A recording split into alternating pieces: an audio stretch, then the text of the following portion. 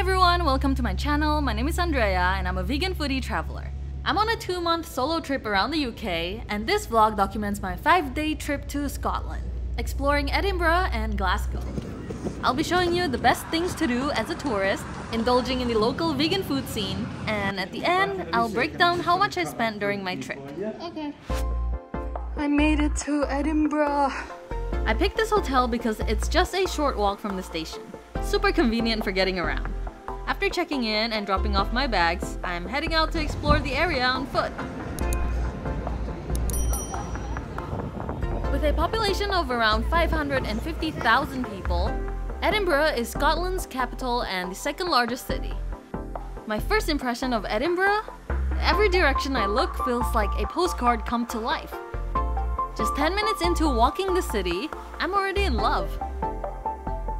For my first meal in Edinburgh, I'm having dinner at this top-rated fully vegan restaurant that specializes in Asian cuisine. Even though most of the dishes here are fried, I'm surprised they don't feel too oily or heavy. Every bite is packed with flavor and hits the spot. I also love that each dish comes with a generous amount of veggies, adding the perfect balance. I finished the meal with this beautiful dessert. The warm, crispy, chewy texture of the sweet potato balls is a match made in heaven with the soft, creamy ice cream. What an incredible first meal to kickstart my trip in this city.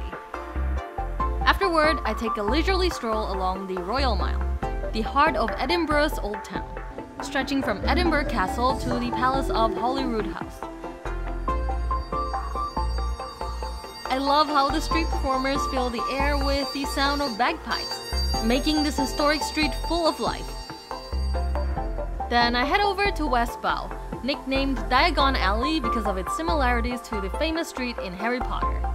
I've already visited the real-life Diagon Alley in York, so this one is a lot more modern in comparison. I do love the fun, vibrant colors. At this point, I'm really looking forward to what the city has to offer in the next couple days. I start the next day by doing laundry. I found a laundromat where they'll help you load your clothes into the dryer. It's a bit pricey, but instead of waiting around, I can just go on with my itinerary and pick up my clothes later. Just a few steps away, there's this cute and student-friendly vegetarian cafe. They offer plenty of vegan options here. They even got vegan Nutella. For pancakes and waffles, you can choose your own toppings. I'm having the waffles with Nutella, cream, and banana. A combo that can't go wrong. I make my way to a park and discover this coffee truck offering a vegan version of their signature proper hot chocolate. Of course, I have to try it. They use real Belgian chocolate, chocolate flakes and swirl, toasted marshmallows, and cinnamon. Just look at that. It tastes so rich and velvety. If I could have this every time I'm PMSing, I'd be so at peace. Next up is a spooky destination, so I recommend coming here early. I am here as a Potterhead. This graveyard is said to have inspired some of the character names in Harry Potter, like McGonagall and Thomas Riddle. I read online that there is one with Sirius Black's name on as well, but I couldn't find it. I find out later while editing this vlog that this is Edinburgh's most famous and violent haunted location. I'm just glad nothing scary happened during my visit. Afterward, I head to the National Museum of Scotland, a treasure trove of knowledge rich in history, animals, science, technology, and world cultures. I've said this in many vlogs, I absolutely love how museums in the UK offer free admission. This way, visitors can actually take their time and focus on what interests them instead of rushing through everything in one visit. One display I find most memorable is Dolly the sheep, the first mammal cloned from an adult cell in 1996. Her legacy opened up new possibilities in science.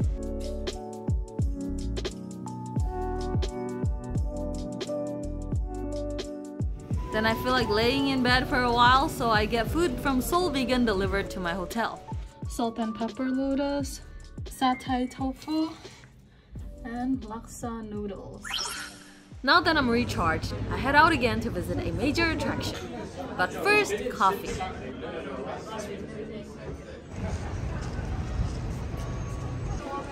My last stop of the day is Edinburgh Castle, Scotland's most iconic landmark.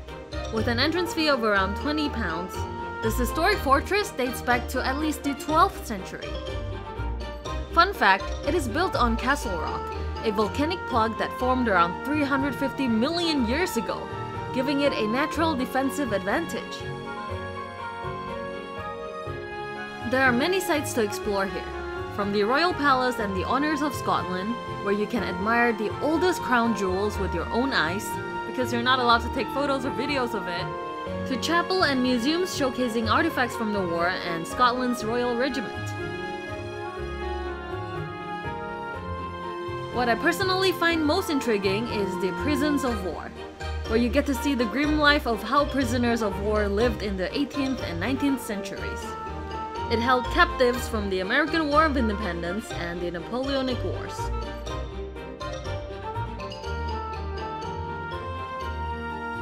I recommend planning at least 2 hours to explore the castle so you can see most of the major sites without feeling rushed. I really love walking around this area. Despite being touristy, I find the little hidden staircases and alleyways so magical. On to my last full day. I'm taking it slow. No set plans, no places I have to be, just going with the flow as I wander through this beautiful city. First, I head to Dean Village, a picturesque neighborhood that looks like something straight out of a storybook.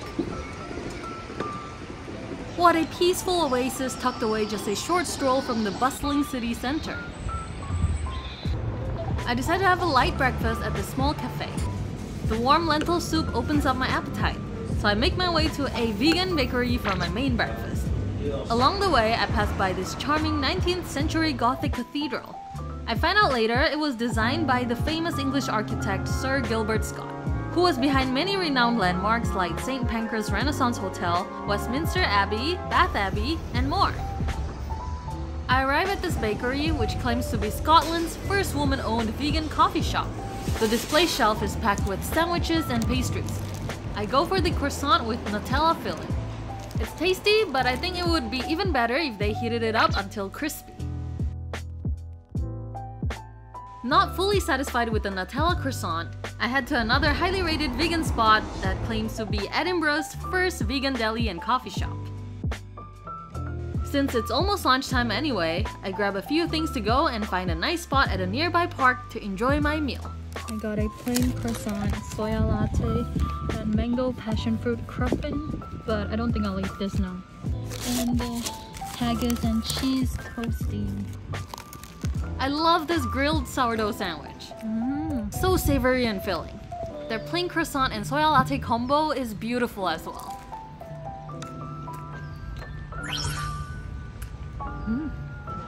After all those carbs, it's time to burn them off by continuing to explore the city on foot. Next stop, St. Giles Cathedral.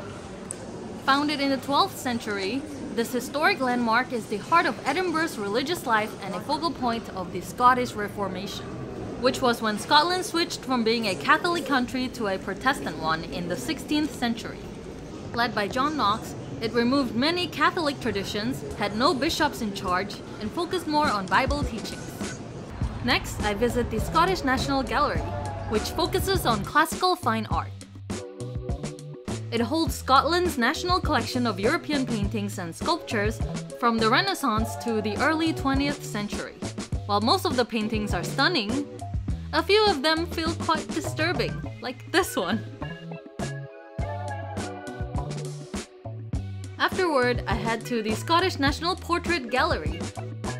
The building isn't too eye-catching from the outside, but once you step inside, the gorgeous Great Hall with its detailed murals will leave you in awe. Unlike the previous gallery, it's much less crowded.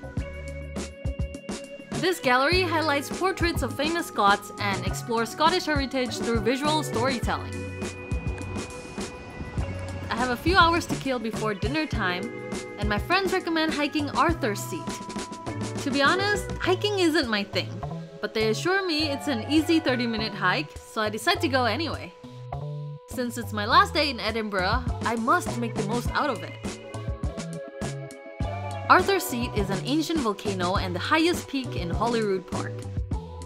The hill rises above the city to a height of 251 meters, offering one of the best panoramic views of Edinburgh. I'm so glad I decided to do this. The scenery along the way is stunning, and the weather is just perfect.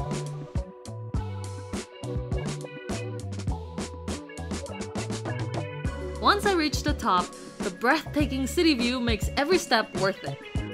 I sit here for about 30 minutes just soaking it all in and reflecting on my journey so far.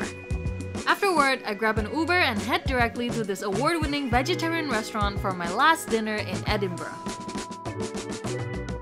For appetizers, I start with the oyster mushroom roll with cherry brandy hoisin sauce and sourdough with sun-dried tomato basil hummus. Both are delicious. But the main reason I'm here is to try their vegan haggis. Crafted from mashed legumes, carrots, mushrooms, and spices, topped with whiskey, tarragon cream, and caramelized onions. I love it so much!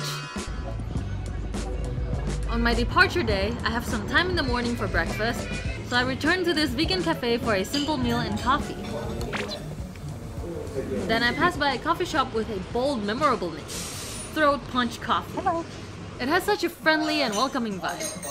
True to its name, the strong coffee wakes me up instantly.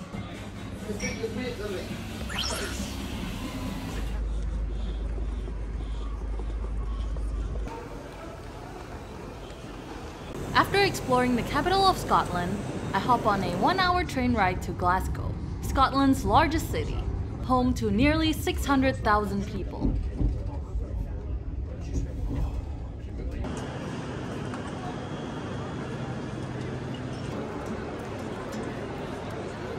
I'm spending 2 nights at the same hotel chain I stayed at in my Manchester vlog. It's convenient, compact, and clean.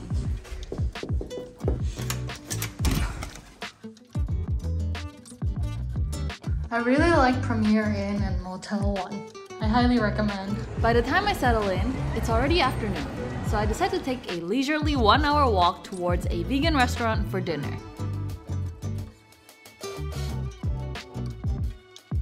This highly rated vegan spot offers Pan-Asian cuisine. I start with a soothing chrysanthemum and goji berry herbal tea. Then I'm having kung pao oyster mushroom, tofu stuffed with bean sprouts and coriander, and raw pickled vegetables in a peanut chili sauce. To finish off, I go for pisang goreng, fried banana. It's the perfect comforting taste of home. Bad news, while editing this vlog, I discovered the rest of the restaurants I dined at in the city have since permanently closed down. I apologize for not uploading my vlogs promptly enough, so while it's not the most up-to-date vegan food guide, I still think it's meaningful to document and share my journey. The next day, my first stop is breakfast at an award-winning vegan cafe. My #1 favorite British dish is a good English breakfast. So today, I'm trying their take on the full Scottish breakfast. The main difference is that it includes haggis, of course. Look at the generous portion. I love it. Another thing I love that's commonly served in the UK is brown sauce. It's usually made with tomatoes, malt vinegar, dates, spices, and tamarind, adding a tangy kick to the meal. Perfect for a savory breakfast.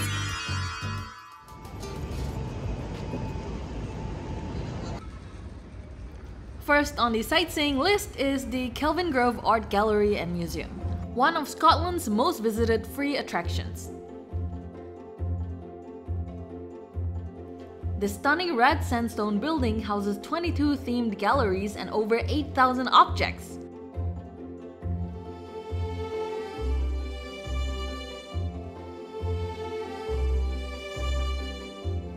What stands out to me the most is the floating heads installation. 50 white sculpted heads suspended from the ceiling. It truly shows the complexity of human expression.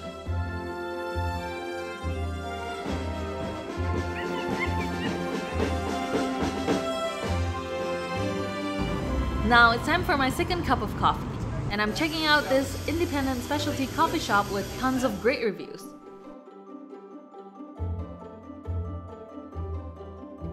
After getting my caffeine fixed, I take a peaceful stroll through the Glasgow Botanic Gardens. The highlight is definitely the Kibble Palace, filled with tropical plants. It feels so therapeutic and healing to wander through this beautiful glass house. For lunch, I stopped by a vegan spot nearby to try their seitan chicken marinated in gochujang sauce topped with sriracha mayo and kimchi, all served in a brioche bun.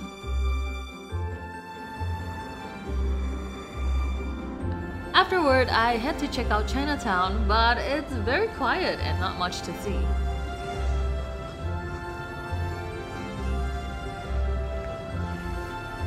Anyway, for my last meal of the day, I visit this adorable, artsy, queer vegan diner. I order a matcha latte and their signature dish, curry pon. A deep-fried bread bun rolled in panko and filled with warm Japanese vegetable curry. Crispy on the outside, comforting on the inside. As the day winds down, I make my way to Glasgow Cathedral, a beautifully preserved piece of medieval Gothic architecture and one of the oldest buildings in the city. The building of this cathedral began in 1136 and took around 350 years to complete. It always amazes me how much time and dedication went into creating these historic sites. Right by the cathedral is my #1 favorite sightseeing spot in the city, the Glasgow Necropolis. This atmospheric Victorian cemetery, perched on a hill, offers clear views of the city and is filled with elegant tombstones and monuments. Reflecting on my 5-day trip in Scotland, I feel incredibly grateful that I get to explore 2 of Scotland's major cities. The food was amazing, the architecture rich with history, the museums inspiring, and the nature peaceful. It's been a perfect balance of culture, comfort, and quiet moments that I'll always carry with me. The next morning, I hop on an early train and head to my next destination, Birmingham. Here is a budget breakdown of how much I spent in both cities. Adding everything together, total came down to a little over £8,000 for this 5-day trip. Thank you so much for watching. I hope you enjoyed this vlog and found it helpful. After Scotland, I'll stop by Birmingham, Oxford, and Brighton, so please stay tuned. Don't forget to like and subscribe. See you!